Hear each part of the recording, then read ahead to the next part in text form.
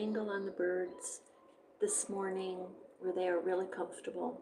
So I'm giving you a little pet finch update, some information that I've got from the society, I'm sorry, from the Museum of Aquarium Pet History. So you see that I've got the kind of their cover on this side of the cage. That is because their nest is right behind that. They don't like their nest being really like uncovered. They really like it covered. So I'm gonna kind of I want to give you a little bit of an update here on the finches.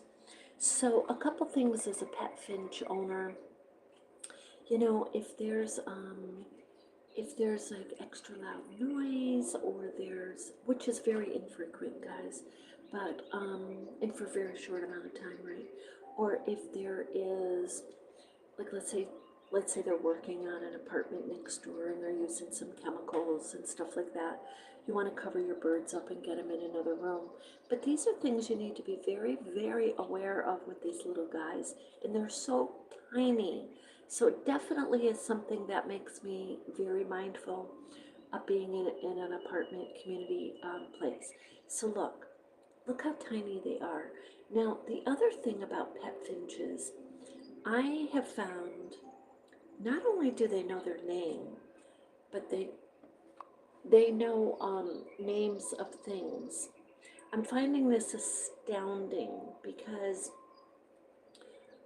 just like your pet dog or your pet cat, and you say, hey, you know, do you want a treat or something? They totally and actually dogs understand. Like, I think I want to say they say 500 words.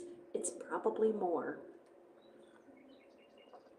And thank you guys for having a cup of coffee with me and being with me this morning. You know, we're like at almost 200 subscribers. It's totally free. Jump on board. We talk a lot of things about Vermont here. Um, the weather is just really getting a little better. It was like 60 degrees the other day.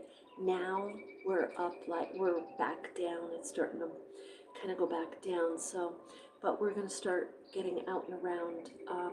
And it looks like, you know, we're about halfway through April, and this really is the mud month in March, end of March. But we're mostly through it, and it's not too bad right now, guys. So I'm finding that great, where you could do a little traveling and whatnot. Um, so a couple things about the finches. They, I have found that they absolutely unequivocally know their name. And I'm going to tell you, to such a degree, it's this is why they study the Bengalese, this finch, the Bengalese finch, which is from India. And I think I've said mistakenly, I think I've said sometimes like China or something. But I think I was reading a particular article to you at that time where they were doing studies on them there in hybridization. They're actually, according to this article, I'm going to read a little of it. It's quite long, so I'm not going to read all of it. But they're actually cousin to, yes, a natural breed out in the wild in India. Now, I was worried this morning when I didn't, and the birds will do this, but I was a little worried I didn't see Umi this morning, the female. She was up in her nest, and usually they'll automatically kind of just take turns, or both of them will come down in the morning, and then one jump back up in the nest, like, you know, taking turns to sit in their nest.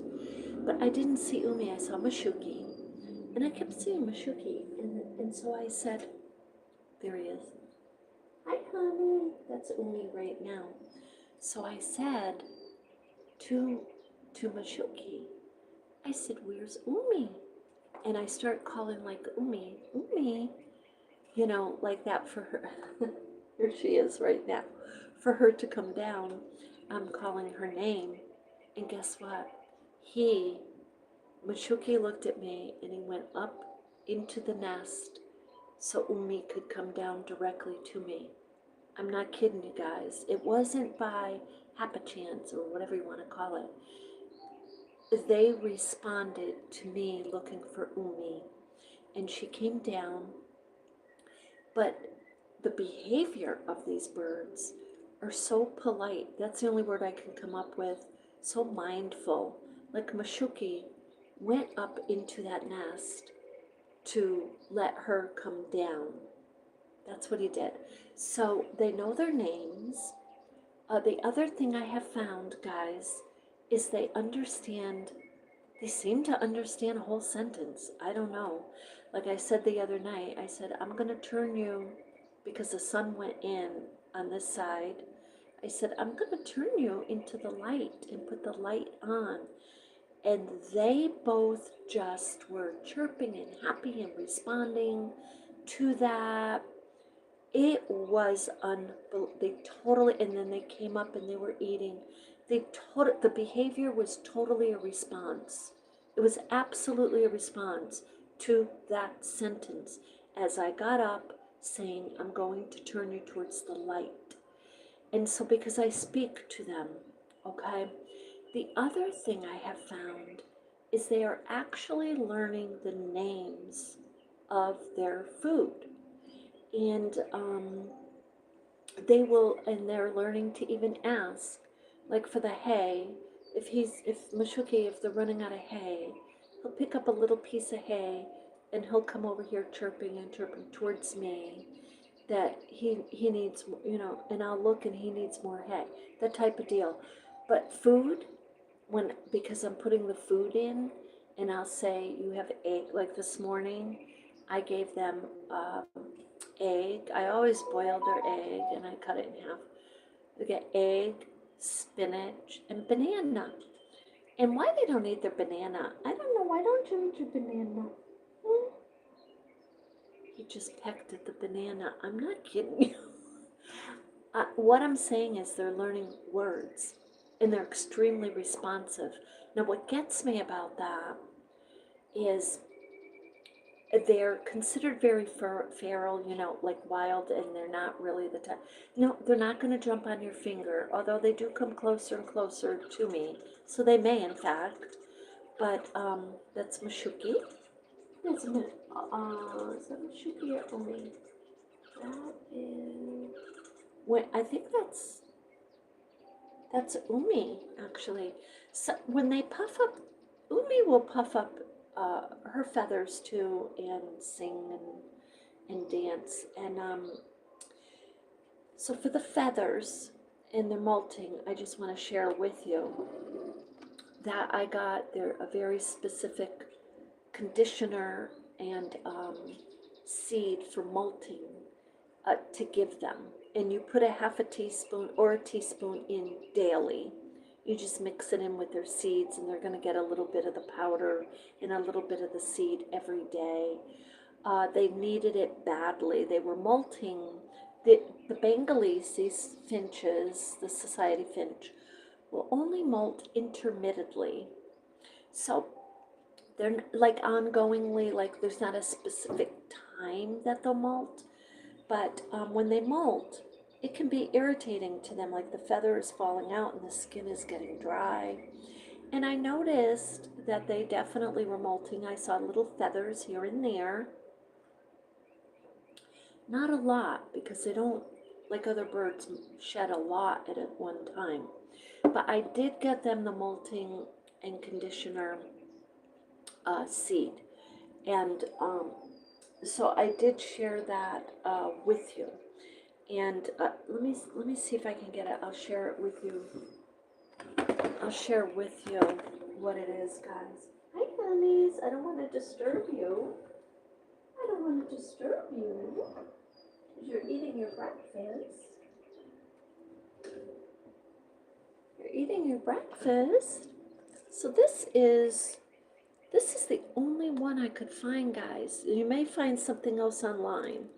So it's called KT, Molting and Conditioning. And they really like it. It's kind of like a little treat thing, so they eat it. But I noticed within about 3 days, they stopped turning so much and doing, flipping their feathers so much. They were uncomfortable, I could see. So I knew exactly what it was. So the other thing they were doing a lot during when they were uncomfortable is they were taking baths. They were taking, they went up to like 4 baths a day. And they did that a couple days in a row. I knew that their feathers were bothering them. So now they're back down to just two, one in the morning. The behavior of them is astounding. They take a bath in the morning and they take a bath at night. This is nothing taught to them. They just know. They just do this. They just wash up in the morning and they wash up in the evening after supper. Before bed. Can I just tell you? Do you know how wild that is, guys? You can't teach people to do that. Seriously. Um, what they have just habits that are astounding. So according to this, I want to read you. So those are kind of a couple little updates. Now the other thing is I got them this little wreath. You can see it. Oops, sorry, honey. I'm sorry. It's okay, Umi. Hi, Umi. Hi, honey. They don't like you really close up into the cage, but got that wreath right up there. So that was about $5.99. They sell different versions of the wreath seed. Um, and that one they really like, but I gotta tell you, I bought one that seemed to me it was all cardboard. I took it out. Um, very little seed, and they only kind of were going towards parts of it. So I'm gonna look up for you and me how to make our own seed wreath for swing for our little finches, if anybody has any little pets. Now, they also, the other thing that they do, I'm noticing lately, is they can hear the birds outside and they call outside to the birds. So I find that very, very interesting. They, so I put the TV on, but they know the difference of the birds outside. Okay. So this article, I'm going to skip around it because it's absolutely very detailed and very long. So it's by David Urmston, and it's dated last year, April 11th. So almost 1 year to today, 2025. The Bangalese or Society Finch. And he goes on in quite some detail, talking a lot here, just like his thoughts on the finches and how some people dispute the origins of this finch, this society finch, or Bangalese finch, a finch from India.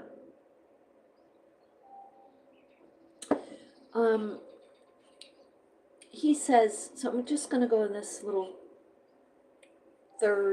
start with the third paragraph. He says, and there's a lot of history here, so I may like be pulling parts like of information and coming back because there's just so much. But he says here, when he's talking about questioning the origin of the Bengalese, and then he goes, here, I'm not simply talking about the geographic location of the original wild Bengalese bird, but whether or not it is a true bred species. So he says, or a hybrid of at least two. So he goes, or though possibly more. So he says, as the first part of the question, we would be excused for thinking, and he just kind of goes on into detail, like saying, I'm not saying he's not saying anything, but he's just kind of using it as a little discussion piece to write.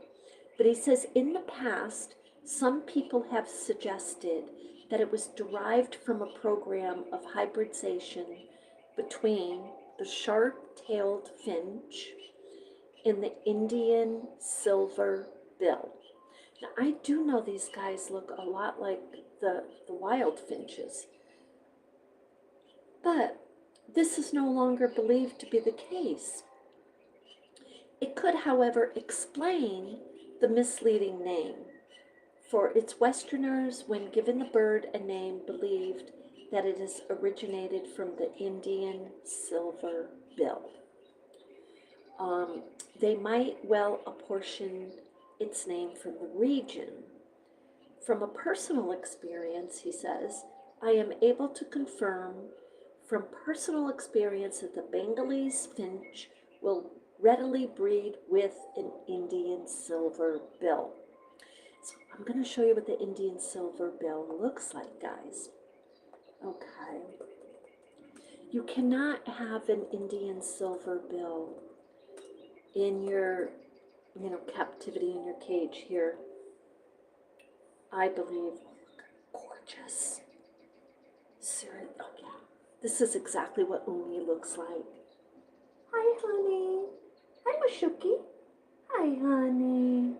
That's Mashuki that just came down. Check out the Indian silver bill. This is exactly what Umi looks like. Can you see? See the white, guys, underneath? Let me hold it like this. You see the white right there and then the tan? That's exactly what my little Umi looks like, the female Bengalese. So yes, I would say they're definitely related to the Indian silver bill. Isn't that exciting? It's so interesting. But what's even more, I know I'm going to divert here and you guys are probably used to it, but I can't help it. You know, some of you remember the gorilla. I think it was a gorilla, if that's the right name. Coco. You remember the gorilla Coco? And Jane Seymour. I think it was Jane Seymour. Well, the doctor she was working with the wild animals. She learned to, taught it our language, and it was communicating. You know what Coco said? What her last sentence was? That wildlife is watching you. She said to man, she goes, man, you waste and you are, what did she say, reckless or something like that? This was a gorilla, guys. The reason I'm saying this is these teeny tiny little finches are shocking me with them understanding. Now, I'm noticing it because I pay attention to my birds. I love my birds. If I didn't, if I was just kind of throwing food in and they're just there for decor, I would not notice at all that they're responding to me. The other thing, so they're responding because they're learning. They're actually retaining and they're understanding concept, they're understanding the meaning, and they're responding. I mean, and you got to think too, guys, physically, these birds can, they can sense motion without seeing it for hundreds of yards away. You figure if they're in the wild and they're in a tree, they can tell if there's danger. They can sense motion, they can sense danger, and they will tell you. And a couple of times already, as I've shared with you, they sense danger, they let me know right away, guys. Okay. So with that, if you're scrolling, we're talking about the intelligence of the, oh, thank you so much, Ghostly, thank you. We're talking about the incredible intelligence of the Bengalese or the society finch that I'm finding as I observe. I feel like I need to start writing about them, like keeping notes, because it's just blowing me away. But so this guy, the guy who wrote this article, David Ermston, he wrote this 2025, says that they're related to the Indian silver bill. And we just looked at a picture of the Indian silver bill, and that is exactly what my female Bengalese looks like. She looks exactly like that. So I totally agree with him on that. Now he says this too. He says, he says, however, another commonly held view is that the bird is not a hybrid. Hi, whoever that was, it kind of disappeared. Um, at all, but it's a domesticated version of the white-rumped munia. Let's see what that looks like. Um, or munia is probably what it's. Let's see what that looks like. Munia, M-U-N-I-A. Oh, that's what Machuki looks like. This is blowing me away. Hi, honey. Hi, Machuki. He watches me for hours when I'm doing my artwork. Both of them do. This is exactly what Machuki looks like. This is his coloring. Chocolate brown. Look, guys. So how is it that my male looks like a white-rumped munia? Excuse me. I need my coffee.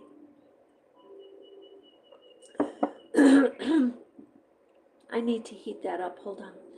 He looks exactly like this. A white-rumped munia. That's my mushiki. That is my mushiki. That's what he looks like.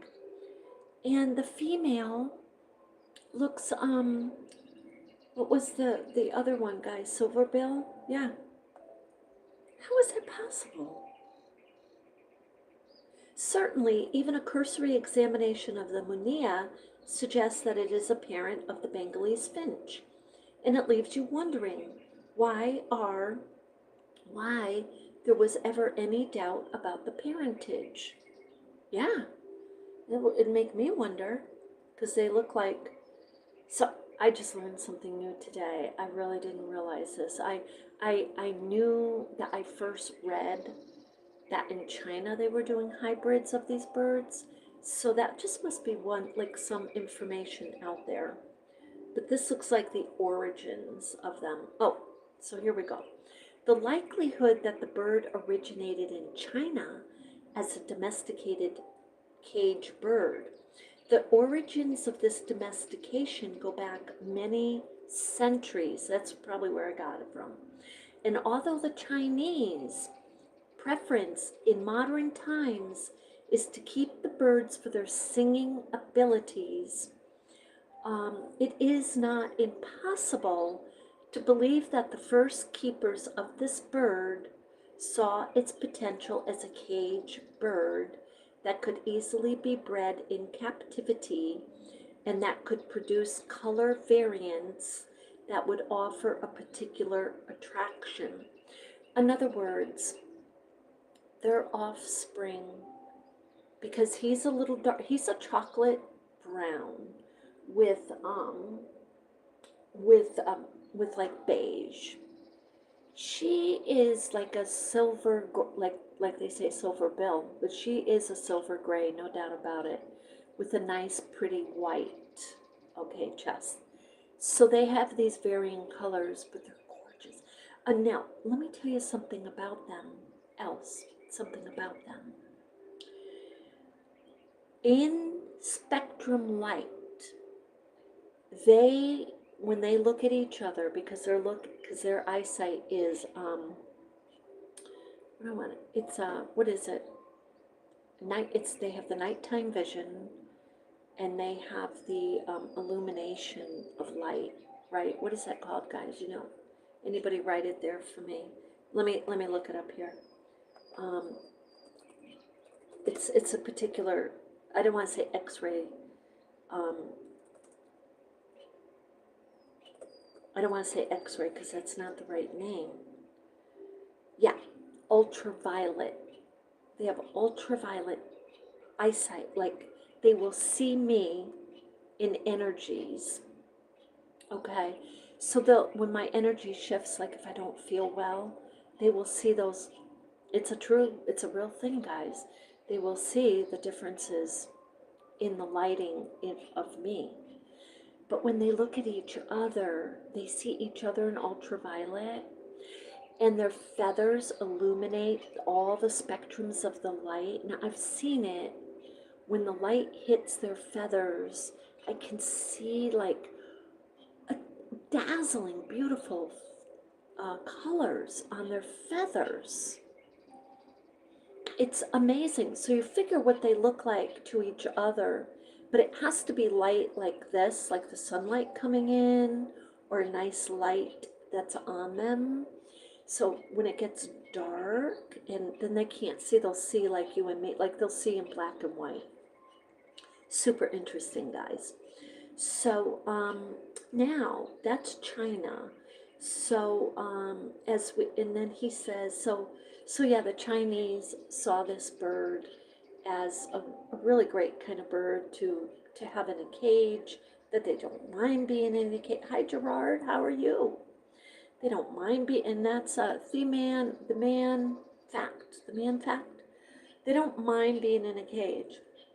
Now, so the last thing he says about China is, as we shall see, the development of this bird really took off in Japan.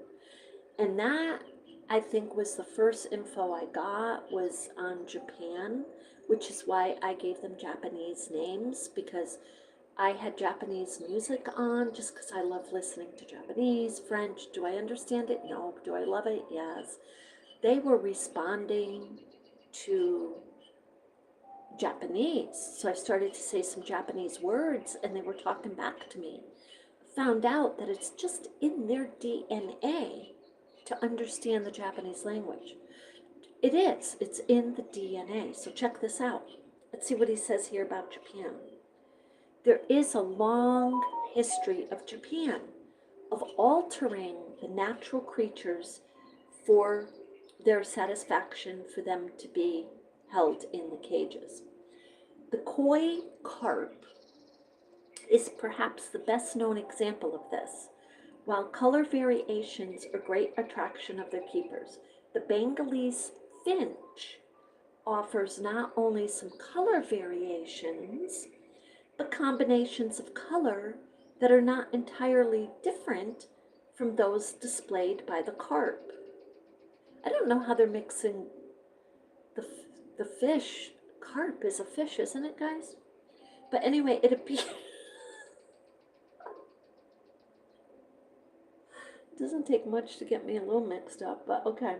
The Bengalese finch offers not only some color variations, but the combinations of color that are not entirely different from the carp. It appears that the Japanese concentrated on producing the bird in its pure white form. That's why they were saying to me that she might turn all white. Now they are both approaching a year old within this next month. May is the month that they were born. So we will see what color. I do believe they are where they're going to be. You know what I mean? It appears, okay, pure white form, as indeed they did the Java sparrow, which is also thought to have transferred from China to Japan. So check it out, guys. First in India, where the original wild birds, the munia and the white-rumped munia, which is exactly what Umi looks like, the female, and the what was the other one?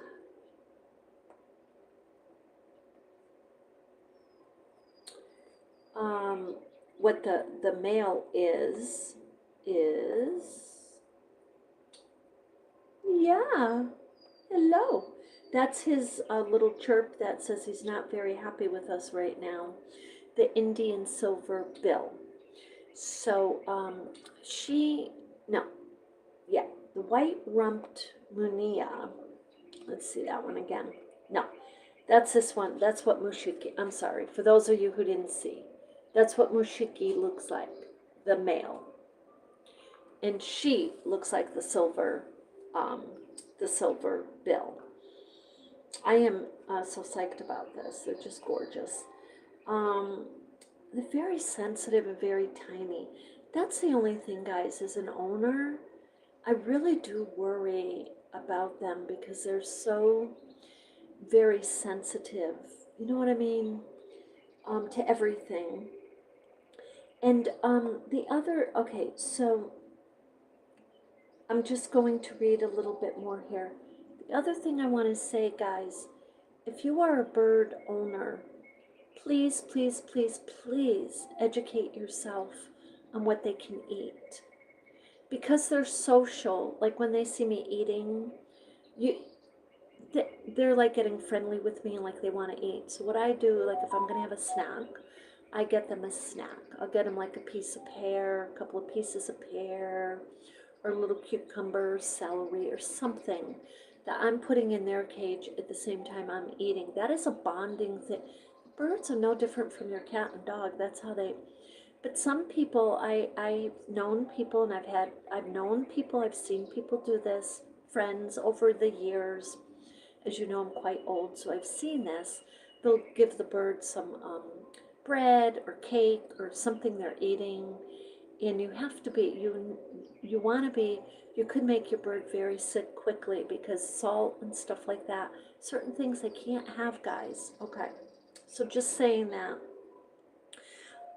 So anyway, so the Japanese, so as indeed they did the Java sparrow, which is also thought to have transferred from China to Japan. So it's clear India, China, and Japan have studied these birds with hybridization, and there's psychologists right now studying them for behavior. Because as I said, they're a very polite, mindful, loving bird. It's just phenomenal. The doves are like that too, guys. I had doves as pets, so I know. There have also been questions asked concerning the validity of the historical account, for during the period when the finch was said to have traded from China to Japan, the Japanese followed a strict policy of isolation, and this meant that trade with overseas countries was forbidden. So when they got their little Bangalese finches, they said, sorry, they stay in our country. How probably because there was so much. Who knows what was going on? However, there is possibility the Bengalese finch was an item, yeah, here we go, of illicit trade between sailors who may even met in the seas between the two countries. There certainly appears to be evidence that a particular breed of a parrot made the transition between the two countries at around the same time. Um, Restrictions on trade were lifted in 1854, and the Bengalese finch began to arrive in Europe, with the first birds acquired in the London Zoo in 1860. From there on, the willingness to breed, the expertise of European bird keepers endured, and the numbers grew. So, as I understand it today, it is not as easy to breed them. I don't know why. There's actually, as I understand it anyway, here in Vermont, of the Society Finch, there is a, and of the other finches, there's a shortage. There's a shortage. Now, what I was planning to do if they breed is take the baby and first ask any of my my closer friends and acquaintances um, if they wanted a bird, a finch. Now, they can't be alone, so you always have to have another finch. Okay? Does it have to be a Bengalese if you have a Bengalese and you can't find another Bengalese finch? No. I don't believe it does, guys, as long as they have company. Now, the other thing I was thinking, and I have to just make sure I really have the energy because I do give them lots of attention, like as you know. I want to get them another feeder like this because I got one and it's in 10 different parts. I tried to put it on the cage and it didn't fit. I couldn't do it. So I'm gonna work on it, but I want to find another one like this one right here. So but the finches, yeah, they're very social and they need company. So I was thinking of getting a pair. Um, I want a bird that talks, but I don't know. I'm an artist and I spend a lot of time on art. So if I got them some company, I think it would be two parakeets. But every parakeet I have had attacks my hands. They go after you and they don't let go and they hurt. They really hurt. And I don't like I don't want to get a bird that fights with me. So anyway, um, okay, so I have a little bit more I want to share with you. Okay, so this is gonna be, so grab your coffee. I'm gonna go heat my coffee. So I'll put the camera on the birds right now, and I'll be right back, guys. Okay, so enjoy the birds for a few minutes there.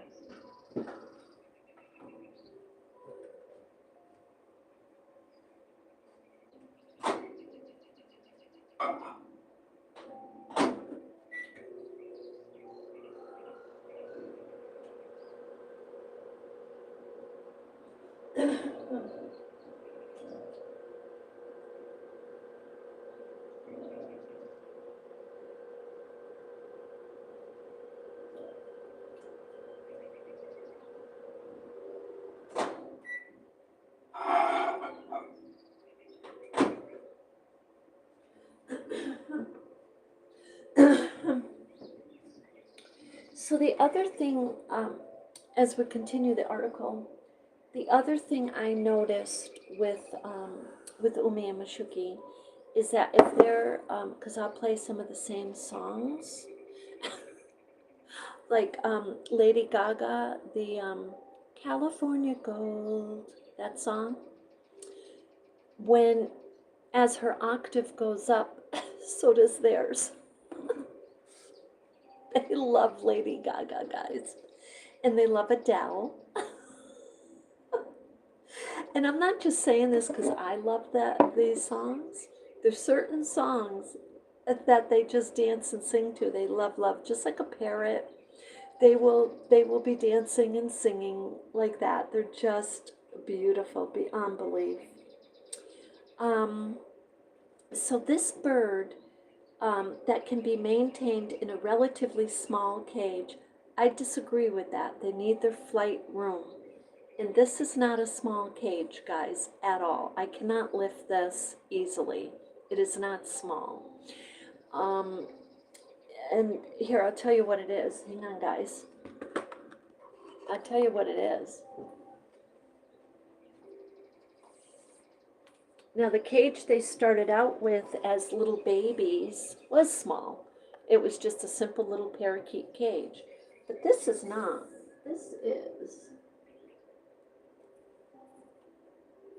This is 20 inches high. That's almost 2 feet, guys. I want to say 18, yeah. By 18. Okay.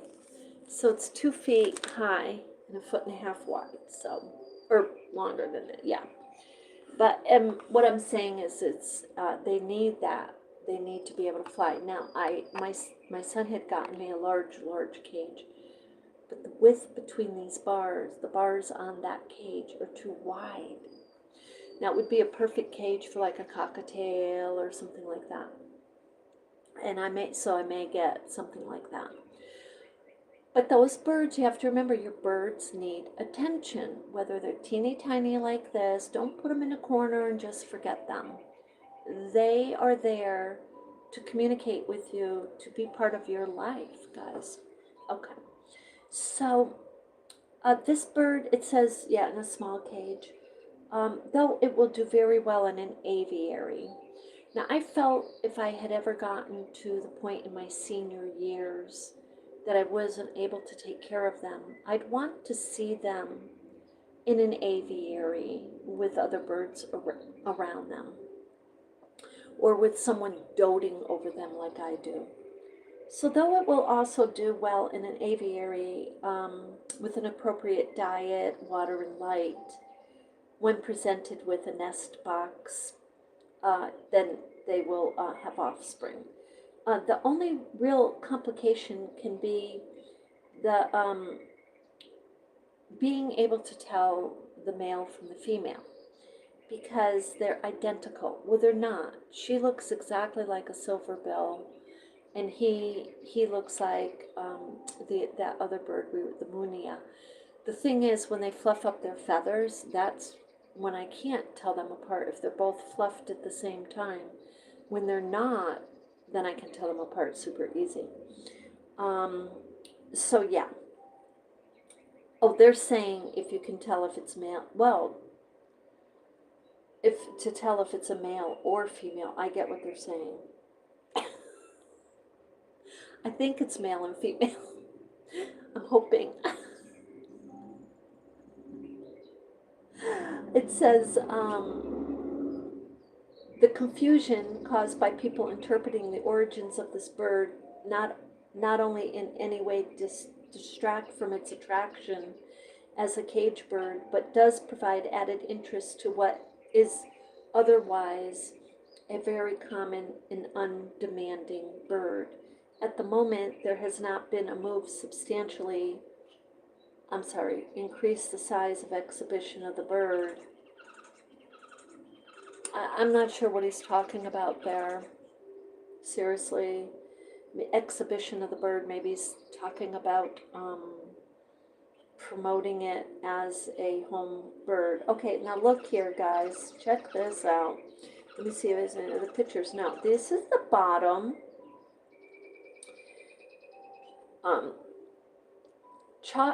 White, I'm going to show you pictures. You'll see the names underneath. I'm going to tell you. White-rumped munia, the normal Bengalese finch, the chocolate and white Bengalese finch. That's what I was hoping Umia would look like that, but she's not gonna. And then the crested Bengalese finch. So Umi, my bird, doesn't look like any of these. She's a little lighter, like kind of in between. But check these out. Okay, so you see the two bottom ones? I don't know if you can see, that's kind of hard to see. See how they're part white and part chocolate there, see? And then the top. So Umi has the same distinct coloring, the female that I have. Mushuki looks like the top birds. She is in between the coloring of the top and the bottom. I wonder if they'd be interested in seeing that, because she's distinctly a different type of coloring. Sorry, guys. If you move too quickly, it scares them. It's okay, honey. Hi, sweetheart. That's Umi. You want to come say hi? Umi? Umi? You want to come say hi? She's so pretty. Okay, guys. So that's pretty much it in the article. And again, I'll tell you where the article is from. If you look up, oh, and they have an acronym, so I'm just going to say the word out, and then I'll give you the acronym. It's the Museum of Aquarium Pet History. And I'm going to come back to this, and we're going to do another video on some of the history. Pet historical images. Let me just look at that.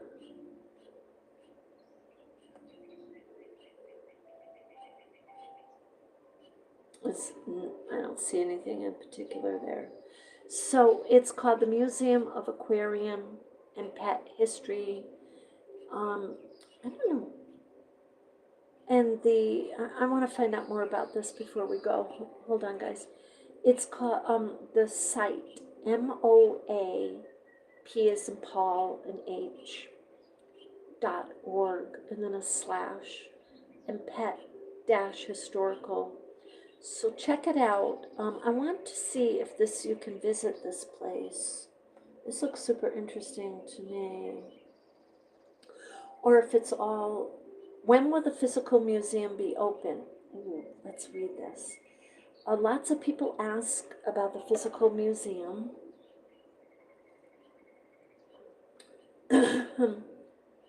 When can you come and visit? So I guess they're working on a physical museum. I just love this idea. The short answer is not yet. We hope to have a physical museum of the Museum of Aquarium and Pet History open by the end of 2027. In the meantime, the attached video is our trial of a run, is our trial run small MO museum we spent 2 years putting together during 2020. If you have not seen this video, please take a look. Let's take a look, guys. You want to take a look with me?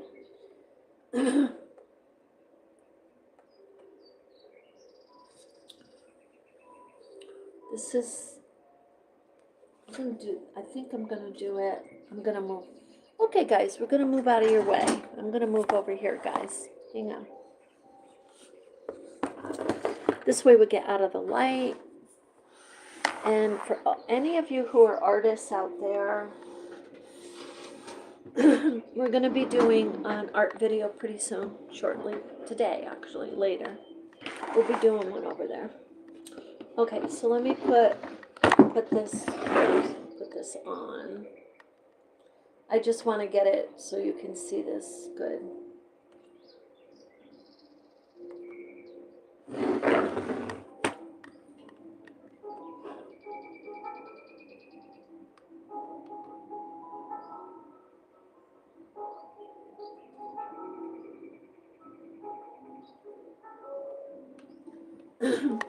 So this is showing pictures. That's the model. This is pictures of the museum that they want to open in 2027. So, welcome to the Museum of Aquarium and Pet History. My name is Gary Bagnall, and I am the curator and founder of the museum, which has the largest collection of artifacts relating to pet keeping anywhere. This is building number 1. We're going to give you a short tour of this building to kind of go over some of the artifacts that we have, including antique aquariums, bird cages, squirrel cages, dog food paraphernalia, that kind of thing, like dog food cans, dog food boxes, all sorts of things like that. So hold on to your hats and let's go take a look. So the first thing we're going to look at today is the carnival aquarium. This is something that would have been in a sideshow carnival, something from like the 1940s through the 1960s until they pretty much ended around that time. There would have been probably one of the young children of one of the carnival workers that would dress up in a mermaid outfit and actually get inside the aquarium. And they probably would have a regulator in there with air coming out of it behind a shell, so she can like go back and forth behind the shell and get oxygen while she's performing her little mermaid stunt. The aquarium itself is spectacular. It's got mermaids that are carved. It's got Neptune in it. It's got more mermaids, mermaid doors. The side over here has a whole plethora of mermaids in it, like a mermaid motif. And then it has the dressing room with a seahorse handle.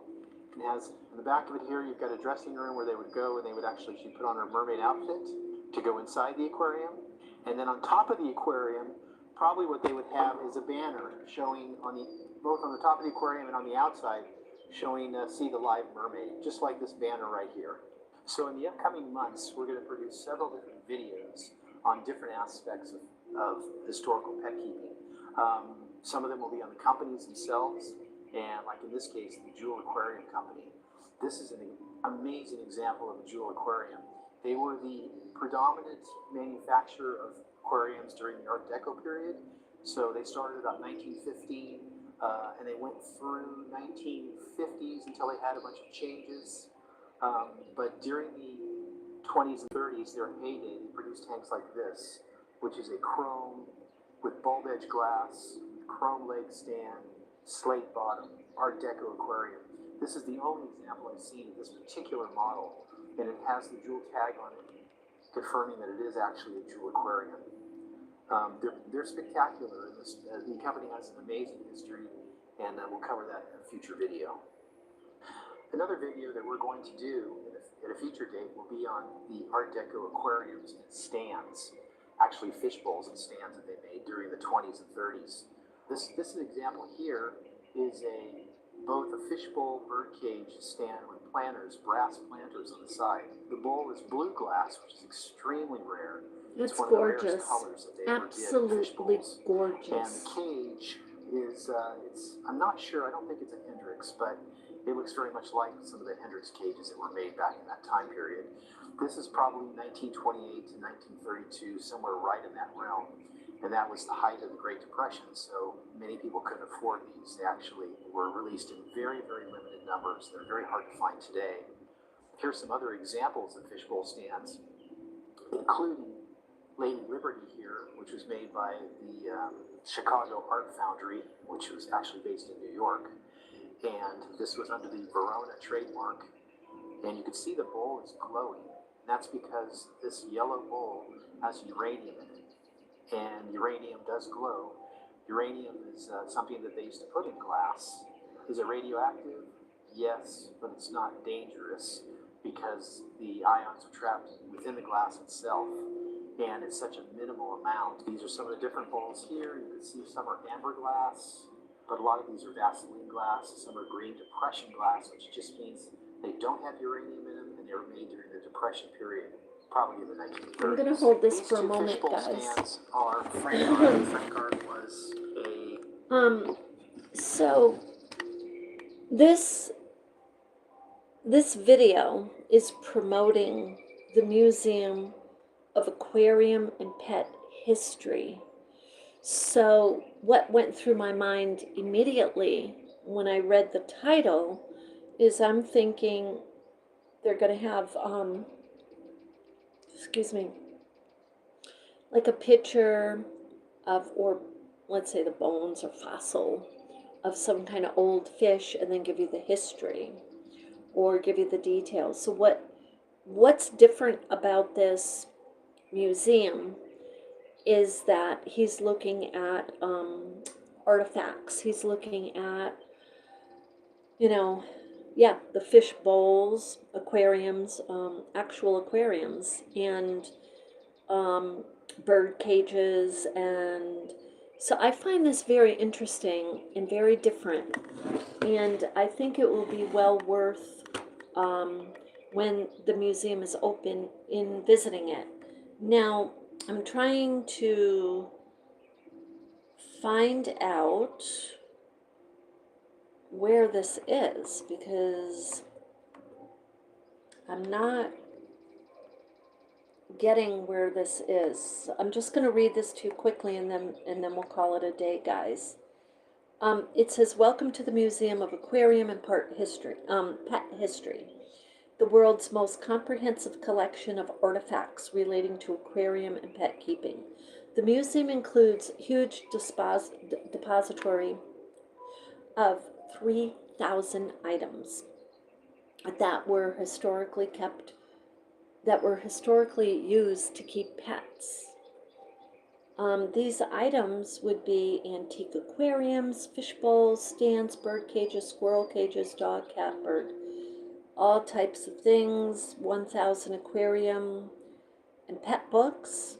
That would be super interesting for me. I would love that. 5,000 aquarium and pet magazines.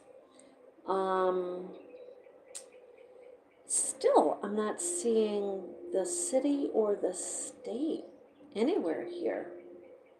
So we'll have to do a little research on this, guys. And even in the video, I don't think he said the state. Now, maybe they just stay online. But for now, guys, if you want to visit this, I think it's super interesting. They do plan to go to open a brick and mortar here of the museum. So anyway, with that, so thank you for being with me this morning and saying hello to Umi and Mashuki. And here's Mashuki is eating. He's eating his breakfast. You can see right there. He loves hay. They love, love, love. Even though they say, don't put, like, I do put the handful every now and then of the like, straw hay. But there's the little Timothy hay. And either of the hay that I put in it, I'm sorry, they're both Timothy hay. That's what they can have, Timothy hay. They love it because they use it to build their nest. Some people say don't let them use it to build the nest, just give them paper. But no, no, no, it's okay. They're doing fine. It's staying clean. You can see a second nest in the back of the cage, that little round bowl. That's their second nest. I was hoping that they would abandon the first one because it's going high, high, high, high up here, which they don't like anyone to see, but it's in the back. See it? I don't know if you can see it, but it's way up here. And pretty soon, if they don't move out of it, what I'm just going to do is grab a little bit at a time from the bottom of it and clean it out that way. So I was hoping that they would take this one right here and just start building in it and abandon the first one. They may not. So anyway, with that, thank you for being with me today, guys. We've been on here almost an hour. Thank you, thank you, thank you. I enjoy you being with me. And one of my friends asked me about my finches yesterday, so I said, you know what? I got to go on and I got to give a little update and do a little share and a little research, bit more information for those of you who have pet finches. So anyways, if you have any questions, let me know. I'm happy to do some research if I don't know the answer. And with that, you have an absolutely beautiful day. A love and light.